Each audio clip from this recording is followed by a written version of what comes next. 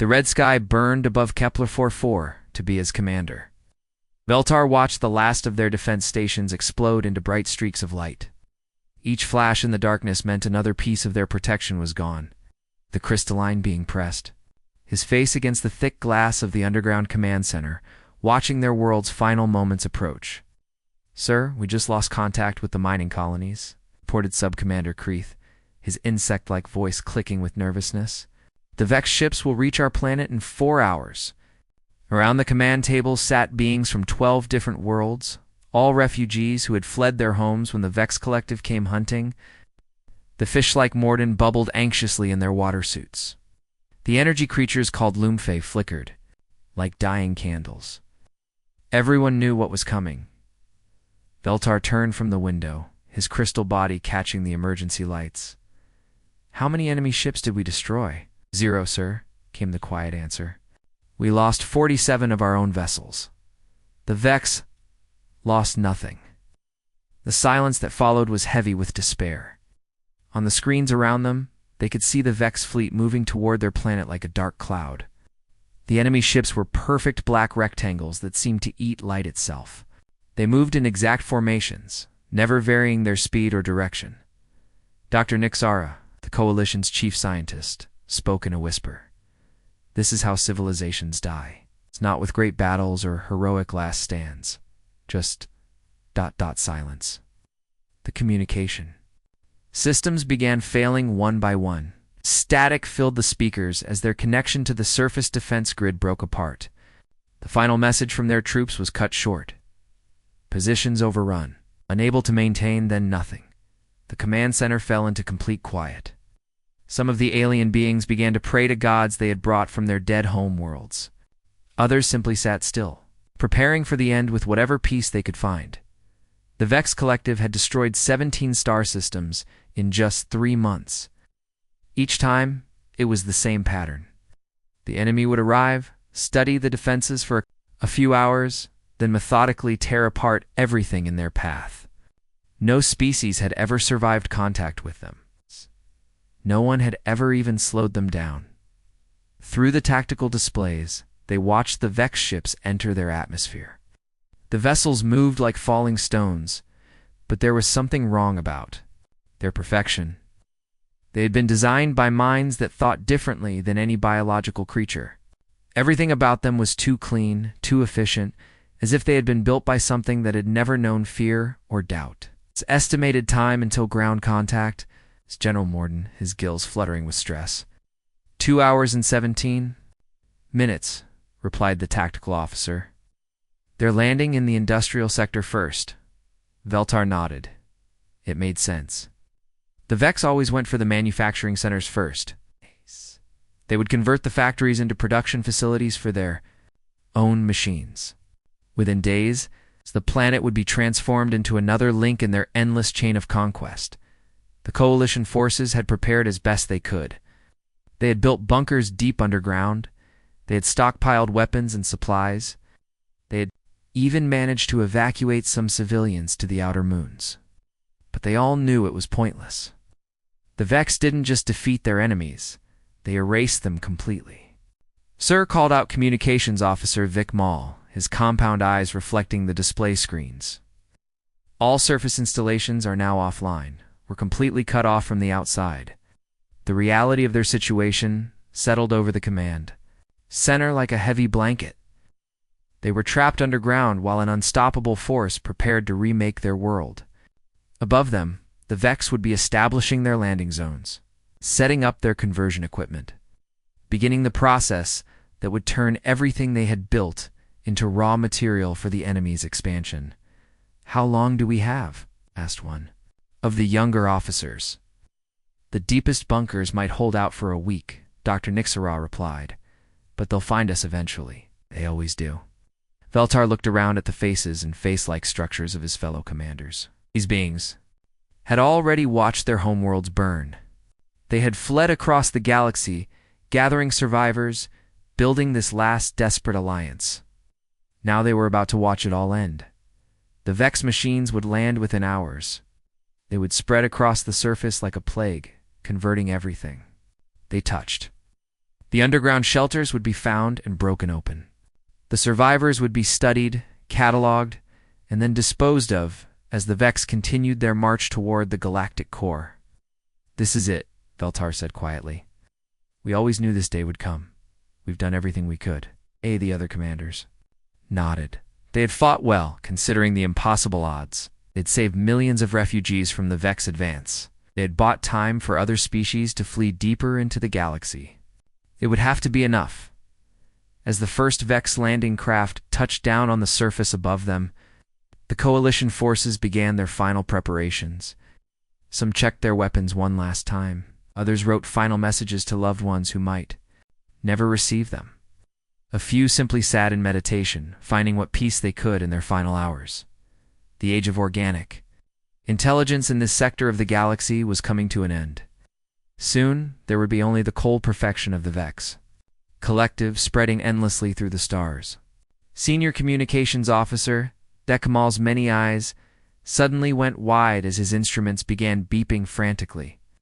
He stared at the readings, checked them twice, then called out in disbelief. "Commander, I'm picking up a ship at the edge of our sensor range. It's using very old communication frequencies."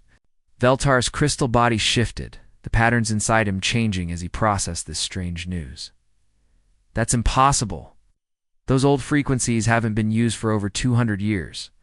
The ship appears to be human," Dekamal continued, his voice mixing confusion with a tiny spark of hope. "According to our database, humans are. Well, they're very new to space travel. They've barely left their own solar system." The Coalition leaders fell silent. Humans were hardly mentioned in galactic records. Most species considered them too primitive to matter. They had only recently figured out how to travel faster than light, and they had never been involved in any major galactic conflicts. "What do they want?" asked General Morden, his fish-like gills moving nervously. "They're asking permission to help us defend the planet." The silence that followed was uncomfortable. Finally, Dr. Nixara spoke up. "One primitive ship against the entire Vex collective. That's either very brave or completely insane. Maybe both," Veltar said thoughtfully. "Give them permission to land. If nothing else, they should know what they're getting into." The human ship, called U.S. Defiance, was much smaller than even the Coalition's smallest vessels. Its hull looked rough and patched, with extra armor plates welded over the original surface. The ship moved steadily, but lacked the smooth grace of advanced propulsion systems. It looked like something built by people who had to make do with whatever they could find. When the humans came out of their ship, the Coalition members were surprised by what they saw. The humans were bipedal, like several Coalition species, but there was something different about how they moved. While other species showed signs of fear or acceptance of their fate, humans moved with purpose and determination. Captain Kim stepped forward, followed by Officers Park and Lee. Their equipment looked basic compared to the Coalition's advanced weapons. They carried guns that fired solid projectiles, chemical explosives, and what appeared to be modified industrial tools. The Coalition leaders looked at each other, wondering if these newcomers really understood how powerful the Vex were. "Here to help," Captain Kim said simply. "What do you need us to do?" Sub-Commander Crete H clicked his mandibles nervously. "Captain, with respect, do you understand what you're facing? The Vex Collective has destroyed 17 star systems. They've never been defeated." "We know," replied Officer Park. "We've been tracking their movements for months. We've studied every battle report we could find." Dr. Nixara leaned forward. "Then you know that your single ship cannot possibly make a difference against their fleet." Officer Lee smiled grimly. "We're not planning to fight their fleet. We're planning to fight differently." The Coalition leaders exchanged glances. What could these primitive beings possibly know about fighting the Vex that the combined wisdom of 12 advanced species had missed? "Show us what you've brought," Veltar said. The humans opened their equipment cases, revealing weapons and tools that looked crude but functional. There were rifles that fired metal bullets, grenades filled with chemical explosives, and devices that the Coalition's experts couldn't immediately identify. "These are mining charges," Captain Kim explained, holding up a small device. "We use them to break apart asteroids. This is a plasma cutter for ship repairs. These are electromagnetic pulse generators we use to reset damaged computer systems." Industrial Equipment, observed General Morden. You brought industrial equipment to fight the Vex. You brought tools, corrected Officer Park. In our experience, the right tool for the job isn't always a weapon. The humans began setting up their equipment. In the command center, they worked with quiet efficiency, but their methods seemed strange to the coalition forces. Instead of following standard military procedures, they adapted their setup to the available space and resources. Captain Dr. Nixera asked, "How many of your people are on that ship?" 200, Kim replied. Engineers, miners, mechanics, soldiers, people who know how to fix things, build things, and break things when necessary. 200 humans against millions of Vex machines, Crete H muttered. The mathematics are not encouraging. Mathematics assumes you're fighting the same kind of fight, Officer Lee said. We don't plan to fight the Vex the way they expect to be fought. As the humans continued their preparations, the coalition members watched with growing curiosity. These beings seemed completely unconcerned by the impossible odds they faced. They worked with the calm confidence of people who had faced difficult problems before and found ways to solve them. Your species, Veltar said to Captain Kim. You have experience with impossible situations? Kim looked up from the device he was assembling. Commander, humans have been dealing with impossible situations. Since we first looked up at the stars, we've learned that impossible usually just means nobody's tried the right approach yet. The crystal being studied the human captain carefully. There was something in the human's voice, something that reminded him of the old stories his people told about the early days of their civilization when they had faced their own seemingly impossible challenges. Very well, Veltar said. Show us this different approach of yours. Above them, the Vex landing craft continued their descent toward the planet's surface. The countdown to invasion continued, but now there was something new in the equation. Something the Vex had never encountered before. 200 humans who refused to accept that impossible meant impossible. The Vex ground assault began just as the sun rose over Kepler 4-4b. Their drop pods fell like black rain across the continent, each one carrying dozens of machine soldiers. The coalition forces had prepared their defensive positions exactly as their military training taught them. Energy barriers hummed to life, weapons were positioned for maximum firepower, and retreat routes were mapped out in case they needed to fall back. The humans did something completely different. While the coalition forces formed neat, defensive lines, Captain Kim's team of 200 humans scattered across the industrial district like seeds in the wind. They didn't move like soldiers following orders. They moved like people who had learned to survive by adapting to whatever situation they found themselves in. Officer Park led 20 humans into the abandoned mining facility. They emerged 3 hours later carrying devices that looked nothing like standard weapons. They had taken mining explosives and combined them with atmospheric processors to create something entirely new. The coalition's engineers watched in confusion as the humans turned equipment designed to clean air into weapons designed to destroy machines. Officer Lee's group had done something even stranger. They had somehow converted an entire water purification plant into a factory for making chemical weapons. They used principles that baffled the coalition's scientists, combining industrial chemicals in ways that shouldn't have worked but somehow did.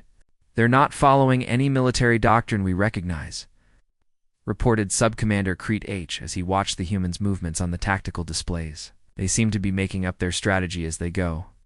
The first real fight came when a group of Vex machines established a foothold near the main industrial complex. The coalition forces prepared for a standard battle, but the humans attacked first, using methods that defied logic. The Vex had adapted to fight against energy weapons and particle beams. They had shields designed to stop the most advanced weapons. In the galaxy, they had never faced chemical explosives that ate through metal, projectile weapons that fired bullets made from crystalline fragments and bioacids. They're using our own materials as ammunition, Dr. Nixara observed with fascination. But they're not trying to understand the science behind it. They're just treating our advanced materials like raw resources. This was what disturbed the coalition leaders most. The humans didn't seem to respect the complexity of advanced technology. where other species would spend years studying new materials. The humans simply experimented until they found what worked. When their bullets couldn't pierce Vex armor, they didn't retreat or call for better weapons. They just mixed their ammunition with whatever they could find: crystal dust from the Geltar, acid from the Morden, even pieces of broken Coalition equipment, whatever made their weapons more effective. By the second day, the Coalition forces had seen something they had never witnessed before. Human teams were actually infiltrating Vex positions using modified mining equipment, industrial solvents, and electromagnetic weapons built from communications devices. How are they doing this? General Morden asked as he watched a group of humans sneak past Vex sensors using what appeared to be modified cleaning equipment. They're not trying to outfight the Vex, Officer Park explained through their primitive radio system. They're trying to outthink them. The humans had spent their first week on the planet studying everything they could about Vex technology. But unlike the Coalition scientists who tried to understand the theoretical principles, the humans approached it like mechanics working on a broken machine. "We don't need to know how it works," Captain Kim had told them. "We just need to know how to break it." On the third day, the humans demonstrated something that shocked even the most experienced Coalition commanders. They had figured out how to turn the planet's industrial infrastructure into a weapon. They used mining equipment to create tunnels that collapsed under Vex machines. They turned factories into traps that filled with poisonous gases when the enemy entered. They even modified the planet's weather control systems to create electrical storms that disrupted Vex communications. They're not just fighting the Vex, Veltar realized. They're making the entire planet fight the Vex. The most unsettling thing was the humans' attitude toward defeat. Every other species in the galaxy understood that some battles couldn't be won. When faced with superior technology, the logical response was to retreat and regroup. But the humans seemed to have no concept of acceptable losses. When a Vex force destroyed one of their improvised weapons, the humans didn't mourn the loss. They studied what went wrong, built something better, and attacked again. When their positions were overrun, they didn't fall back to prepared defenses. They scattered and regrouped somewhere else, usually with new weapons they had built from whatever materials they could salvage. Fight like the planet itself is their weapon, Subcommander Creed H observed. Every resource, every piece of equipment, every building becomes part of their strategy. By the fourth day, the Coalition forces had witnessed something unprecedented in galactic warfare. The humans had not only survived contact with the Vex, they had actually started winning small battles, not through superior technology or better training, but through sheer adaptability and a refusal to accept that any situation was hopeless. Commander Dr. Nixera said to Veltar, "I think we may have underestimated what these humans are capable of." Veltar's crystal body flickered. With patterns of uncertainty, perhaps we have underestimated what any species is capable of when they refuse to accept defeat. Above them, the Vex forces continued their advance. But for the first time since the war began, they were advancing more slowly than planned. Something was interfering with their perfect efficiency, something that refused to follow the rules of warfare as the galaxy understood them. On the fourth day, the Vex activated their most powerful weapon. Across the entire planet, strange black towers rose from the ground like metal trees. These were suppression nodes, designed to shut down all electronic systems on the planet at once. The Coalition forces watched in horror as their advanced weapons suddenly went silent. Every energy shield collapsed in an instant. Communication networks died with electronic squeals. The sophisticated targeting systems that had guided their weapons for centuries simply stopped working. In the space of a few seconds, the Coalition's technological advantage vanished completely. "Everything's dead," reported Subcommander Creed H, his voice barely a whisper. "All our systems are offline." The alien defenders sat in the sudden darkness of their disabled bunkers, listening to the hum of Vex machines growing louder above them. Without their technology, they were helpless. Their energy weapons were useless metal. Their armor was just heavy clothing. Their communication devices were silent boxes. This was how the Vex always won their final battles. They would let their enemies use their advanced technology until the very end, then take it all away in a single moment. Every civilization fell the same way, reduced to primitives in the face of superior electronic warfare. Then, cutting through the electronic silence, came a sound that made every coalition member freeze. From somewhere in the distance, a human. The voice was shouting, not words they could understand, but something raw and primal that seemed to come from deep in the chest. The sound echoed off the buildings, growing louder as other human voices joined in. "What is that?" General Morden asked, his gills fluttering with nervousness. The sound grew stronger. It wasn't just one voice anymore, but dozens, then hundreds. Human war cries echoed through the dead cities, carrying emotional power that seemed to bypass all technology. The Coalition forces had heard many things in their long war against the Vex, but nothing like this. Then came the explosions. Chemical fires bloomed across the urban landscape like deadly flowers. The sharp crack of projectile weapons created a rhythm that seemed to get faster and louder with each passing minute. The humans hadn't just continued fighting after their technology failed, they had gotten more violent. Ow. "Are they still operational?" demanded General Morden, staring at his dead instruments. Officer Park's voice crackled through a primitive radio that somehow still worked. "We spent 3 weeks studying captured Vex technology, not trying to understand it like your scientists did. We wanted to find its weaknesses." The Coalition leaders listened in amazement as the humans explained their discovery. The Vex's greatest strength was their ability to share information instantly across their entire network. Every machine was connected to every other machine, creating a collective intelligence that could adapt to any threat. But this connection was also their weakness. When individual Vex units were cut off from the network, they became confused and made mistakes. The humans had been building crude electromagnetic pulse devices from salvaged electronics, designed to disrupt the Vex communication system. "Not trying to destroy them," Dr. Nixara realized. "You're trying to make them stupid." "Exactly," came Captain Kim's voice through the static.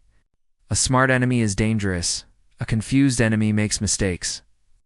The Coalition members watched their displays, the few that still worked on backup power, as something unprecedented happened. Vex units across the planet began acting erratically. Machines that had moved in perfect coordination suddenly started bumping into each other. Some began attacking their own forces. The humans had discovered that the Vex network used the same frequencies for communication and control. By broadcasting loud, chaotic signals on those frequencies, they could flood the network with noise. It was like screaming so loud in a crowded room that nobody could hear the person trying to give orders. "They're using their battle cries as weapons," Veltar said in amazement. "They're literally broadcasting human fury into the Vex network." The sound of human voices had become something more than just noise. Somehow, the emotional intensity of human war cries was propagating through the Vex communication system, like a virus. The cold, logical minds of the machines couldn't process the raw, chaotic energy of human rage. Across the planet, Vex forces began to fragment. Units that had fought with mechanical precision for months suddenly started making tactical errors. Some machines stopped following orders entirely. Others began attacking targets that made no strategic sense. "This is impossible, Sub-Commander," Crete H muttered, watching his instruments show Vex forces in complete disarray. "The Vex don't make mistakes. They never make mistakes." But they were making mistakes now. The humans had found a way to inject chaos into the perfect order of the Vex collective. Every scream, every battle cry, every expression of human defiance was being broadcast directly into the enemy's brain. The Coalition forces listened in wonder as the sounds of battle changed. The steady, rhythmic advance of Vex machines became irregular and confused. The perfect coordination that had made them unstoppable began to break down. "They're making the Vex fight themselves," Dr. Nixara whispered. For the first time in the war, Vex were experiencing something they had never encountered before, the sound of a species that absolutely refused to accept defeat. The noise wasn't just audible, it was infectious, spreading through their network. Like a disease that attacked the very concept of surrender, the humans had found a way to weaponize their own fury, turning their refusal to give up into a virus that could infect an entire machine civilization and the Vex collective. for all their technological perfection, had no defense against the sound of human rage. The breakthrough came when Officer Lee's team did something that no Coalition scientists had ever attempted. They captured a Vex command node that had been separated from the main network by their electromagnetic attacks. While the machine was still dangerous, it was also confused and alone. The Coalition's greatest minds had always treated Vex technology as something beyond their understanding. They approached it like ancient artifacts that required years of careful study. But the humans looked at the command node like mechanics examining a broken car engine. "We don't need to understand the theory behind it," Captain Kim explained to the amazed Coalition leaders. "Just need to figure out which parts do what." The humans surrounded the captured machine with their tools. Instead of sophisticated scanning equipment, they used simple instruments, voltage meters, metal detectors, even stethoscopes, to listen to the sounds it made. They treated the most advanced technology in the galaxy like a puzzle that could be solved with patience and common sense. Officer Park began removing panels from the command node, exposing the intricate machinery inside. "Look at this," he said, pointing to a series of crystalline structures. "These probably handle communication. And these metal coils here, they look like they store energy." The Coalition scientists watched in horror as the humans began dismantling the Vex technology piece by piece. "You're going to destroy it," Dr. Nixara protested. "That machine represents centuries of advanced development." "We're not destroying it," Officer Lee replied, carefully removing a component that pulsed with blue light. "We're learning how to use it." The humans worked with calm efficiency, treating each piece of alien technology like a part in a machine they were rebuilding. They didn't try to understand the scientific principles behind each component. They simply tested what each piece did and figured out how to make it do something different. Within hours, they had completely rebuilt the command node's communication system. But instead of connecting it to the Vex network, they had modified it to broadcast on human frequencies. The device that had once controlled Vex forces across the planet was now ready to become a weapon against them. "This is madness." Subcommander Crete H clicked nervously. "You're going to broadcast human signals through Vex communication networks?" "Not just any signals," Captain Kim smiled grimly. "We're going to broadcast the one thing that seems to disrupt their collective consciousness more than anything else." Humans activated their modified transmitter and began broadcasting human battle cries directly into the Vex network. But this wasn't just the sound of human voices. It was the emotional intensity behind those voices. Transmitted at a frequency that the Vex collective couldn't filter out or ignore, the effect was immediate and devastating across the planet. Vex machines began shutting down or turning on each other as their collective consciousness fractured. The sound of human fury, amplified and transmitted through their own communication system, acted like a virus that attacked the very foundation of their shared intelligence. "Impossible," whispered General Morden as he watched Vex forces across the planet collapse into chaos. "They're making the entire collective fight itself." The humans had discovered something that no other species had ever realized. The Vex weren't just machines. They were a collective consciousness that depended on perfect communication and coordination. Introduce enough chaos into that system, and the entire network would collapse. But it wasn't just random noise that disrupted them. It was specifically human noise, the sound of a species that had learned to fight impossible odds by refusing to accept that impossible meant impossible. The Vex collective, built on cold logic and perfect efficiency, had no defense against the chaotic creativity of human rage above them. The Vex fleet began to retreat. For the first time in their recorded history, they were making a tactical withdrawal. Their perfect formations dissolved into confused patterns as individual ships lost connection to the collective consciousness and began operating independently. The Coalition members watched in stunned silence as the most feared force in the galaxy fled from their planet. Ship after ship disappeared into hyperspace, leaving behind only the wreckage of their failed invasion. Commander Veltar approached Captain Kim as the last Vex vessel vanished from their sensors. His crystalline form reflected the light of the setting sun, creating patterns that seemed to dance with amazement. "How did your species learn to fight the impossible?" he asked. Captain Kim looked up at the sky where the Vex fleet had disappeared, then back at the Coalition commander. We didn't learn to fight the impossible, Commander. We learned that impossible is just another word for hasn't been tried yet. The words echoed through the command center, carrying a weight that every Coalition member could feel. They had witnessed something that would change how the galaxy thought about warfare, about technology, and about the power of refusing to accept defeat. As news of the victory spread through the Coalition's communication networks, the response was immediate. Every surviving government, every refugee fleet, every hidden colony wanted to know about the humans who had accomplished the impossible. But the Coalition members weren't just sending news of a victory. They were sending a warning to every species. In the galaxy, there was a new force in the universe, one that refused to accept that any battle was unwinnable. The sound of human fury had echoed across the stars, and the galaxy would never be the same. The age of the Vex Collective was over. The age of humanity had begun.